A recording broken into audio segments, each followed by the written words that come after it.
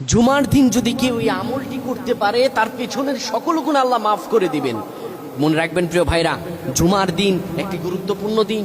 এই দিন কেউ যদি আমলটি করতে পারে আল্লাহ তার পেছনের গুনাহগুলো মাফ করে দিবেন।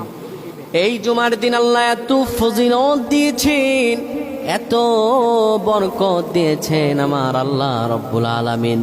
জুমার দিনকে আমার আল্লাহ রব্বুল আলামিন বরকতময় করেছেন। রব্বুল আলামিন এত ফজিলত দিয়েছেন, কোরআন আল কারীমে 62 নম্বর একটা সূরা নাজিল করে দিয়েছেন আর বলেছেন, ইদা নুদিয়া লিস-সালাতি মিন ইয়াউমিল জুমআ, জুমার আজানের দিকে ডাকা হলে ফাসআউ ইলা যিকরিল্লাহি ওয়া দারুল বাই, আল্লাহ স্মরণে মসজিদে চলে যাবা, তো সব কাজ তোমার জন্য তখন হারাম।